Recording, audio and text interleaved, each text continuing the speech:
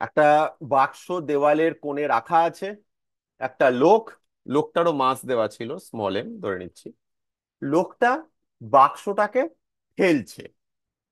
আমরা কেস 4-এ দেখেছি যে যদি একটা বাক্স দেওয়ালের কোণে রাখা থাকে, যদিও দুটো কন্ট্যাক্ট পয়েন্ট আছে, এখানে কন্ট্যাক্ট পয়েন্ট তো দুটো, একটা দেওয়াল আর বাক্সর সাইড ওয়ালটা, আর একটা মেঝে, ফ্লোর আর বাক্সর নিচের ওয়ালটা, দুটো কন্ট্যাক্ট পয়েন্ট। এর আগের কেসে যেখানে বাক্সটা জাস্ট রাখা ছিল, যদিও দুটো কন্ট্যাক্ট পয়েন্ট, নর্মাল ফোর্স শুধুমাত্র মেঝে থেকে ছিল, সাইড ওয়াল থেকে ছিল না। মনে আছে এটা? আমরা এটা করেছি। এক্ষেত্রে কি দুটো নর্মাল ফোর্স হবে? ভাবা যাক। আমরা প্রথমে ওই যে ক্যাপিটাল এম মাসের যে বক্সটা আছে ওইটার ফোর্স গুলোকে আইডেন্টিফাই করি। সবার প্রথমে কোন ফোর্সটা আমার মাথায় আসবে? ওয়েট। সবার প্রথমে ওয়েট আমার মাথায় আসবে। তাহলে ওয়েট কাজ করছে ক্যাপিটাল এমজি নিচের দিকে।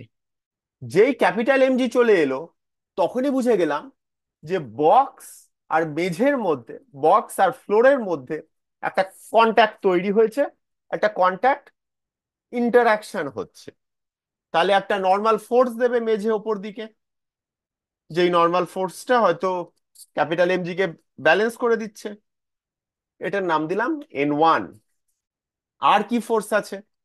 আমি দেখতে পাচ্ছি লোকটা বাক্সটাকে ঠেলছে ডান দিকে উইথ আ ফোর্স এফ। তাহলে একটা এফ ফোর্স আছে ডান দিকে, কারেক্ট? এই এফ ফোর্সটার ফলে এই কেসে আইডেন্টিফাই করতে পারছো তো যে ওয়াল আর বাক্সের মধ্যে একটা ইন্টারাকশন শুরু হচ্ছে। তার ফলে ওয়াল এবারে একটা নর্মাল ফোর্স দেবে, সেই নর্মাল ফোর্সটা হবে বাঁ দিকে, perpendicular to surface. Normal force perpendicular to surface, বাঁ দিকে। এই নর্মাল ফোর্স কি আগের নর্মাল ফোর্সের সাথে সমান হবে না আলাদা হবে? কে বলতে পারবে এটা? মানে এই ডান বাঁদিকে যে নর্মাল ফোর্সটা কাজ করছে, এটাও কি N1 হবে না অন্য কোনো ভ্যালু হবে? অন্য কিছু এন, হবে। কারেক্ট। অন্য কিছু হবে, কারণ সারফেস আলাদা। সারফেস যেহেতু আলাদা, তাই ইন্টারাকশন আলাদা। আর আরো একটা জিনিস, এটা ভার্টিক্যাল ডাইরেকশন, এটা হরাইজন্টাল ডাইরেকশন, দুটো কিন্তু ইন্ডিপেন্ডেন্ট। দুটো ডাইরেকশন যখন পারপেন্ডিকুলার, একটা ওয়াই ডিরেকশন একটা এক্স ডিরেকশন, আমি সবকটাকে আলাদা আলাদা ভাবে কনসিডার করব। ওকে? তাই এটাকে বলছি N2। এবার যদি অবজেক্টটা স্ট্যাটিক থাকে, এখানে স্ট্যাটিক থাকবে, সেখান থেকে তুমি ক্লিয়ারলি বুঝে যাবে যে N2 equals to capital F, N1 equals to capital M G. যদিও আমরা এটা এখনো ডিসকাস করিনি, এটা একটু একটু পরে করব। এটা তুমি বুঝতে পারছো। পুরো অ্যানালিসিস কিন্তু আমার এখানে কমপ্লিট হলো না। লোকটা আছে, লোকটাও তো একটা অবজেক্ট। যে মানুষটা বক্সটাকে ঠেলছে, সেও একটা অবজেক্ট। তাহলে ওই মানুষটারও কিন্তু আমরা, ওই মানুষটার উপর কি কি ফোর্স কাজ করছে সেটাও কিন্তু এবার আমরা ক্যালকুলেট করব। ওকে, চলো, বা সেটা আইডেন্টিফাই করব। এটা মানুষটা, মানুষটার মাস হচ্ছে স্মল এম। ফার্স্টেই আমার মাথায় এসে যাবে মানুষটার ওয়েট নিচের দিকে কাজ করছে, এটা নিশ্চয়ই কত হবে? স্মল এম ইন্টু জি। এই লোকটার যত মাস মাল্টিপ্লাইড বাই জি। যেই নিচের দিকে একটা ফোর্স দেখতে পেলাম, তার মানে নিশ্চয়ই ওপর দিকে একটা নর্মাল ফোর্স আছে। মানুষটার সাথে মেঝের যে কন্ট্যাক্ট, সেই কন্ট্যাক্টে একটা নর্মাল ফোর্স আছে ওপরের দিকে। এই নর্মাল ফোর্সটাকে আমি বলছি N3। এটা কিন্তু আগের N1 N2 দুটোর সঙ্গেই আলাদা, কারণ এখানে আবার সারফেস আলাদা হয়ে গেছে। সারফেস যদিও ফ্লোরটা সেম আছে, কিন্তু মানুষটা তো আলাদা। মানুষটার মানে অবজেক্টটা, মানুষটা একটা ডিফারেন্ট অবজেক্ট।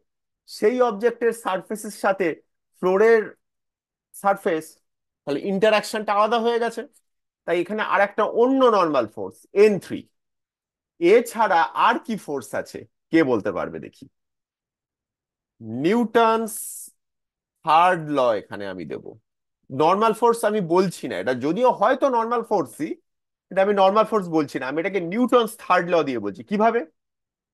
মানুষটা বক্সকে একটা ফোর্স দিয়েছে এফ, তাহলে বক্সটা উল্টো ফোর্স দেবে মানুষটাকে, সেম ম্যাগনিটিউড অপোজিট ডাইরেকশন, তাহলে নিশ্চয়ই একটা এফ ফোর্স উল্টো দিকে কাজ করবে। ঠিক আছে? আর কোনো ফোর্স আছে? যদি ফ্রিকশন না থাকে, এই রিয়াকশন ফোর্স এফটাকে কেউ ব্যালেন্স করছে না, তার ফলে লোকটার ওপর বাঁদিকে একটা নেট ফোর্স কাজ করছে, লোকটা বাঁদিকে ছিটকে চলে যাবে। কিন্তু আমরা যদি দেওয়াল ঠেলি, আমরা তো ছিটকে যাই না। কেন যাই না? কারণ ফ্রিকশন, পায়ের কাছে যে ফ্রিকশন কাজ করছে, সেই ফ্রিকশন ফোর্সটা উল্টো দিকে কাজ করে, করে আটকে দেয়। এবার আমরা ফ্রিকশন চ্যাপ্টারে গিয়ে আরো ডিটেলে এগুলো পড়াশোনা করব। তোমরা একটু আধটু হয়তো জুনিয়র ক্লাসে পড়েছো যে ফ্রিকশনের ভ্যালুটা চেঞ্জ হয়, বাড়ে, কমে, একটা সার্টেন পয়েন্টের ওপরে ফ্রিকশন বাড়তে পারে না। তাই যদি স্লিপারি হয়, স্লিপারি মানে সেখানে ফ্রিকশন কম, ফ্রিকশন ফোর্সটা হয়তো কম, সেখানে ফ্রিকশন ফোর্সটা কম মানে কিছু একটা ব্যাপার আছে, ম্যাক্সিমাম ফ্রিকশনাল ফোর্সটা কম। সেই জন্য যত স্লিপারি হবে মেঝেটা, আমার দেওয়ালকে ঠেলা তত ডিফিকাল্ট, কারণ দেওয়াল আমাকে উল্টো দিকে ঠেলছে। সেই উল্টো দিকে ঠেলার ফলে আমি পড়ে যেতে পারি।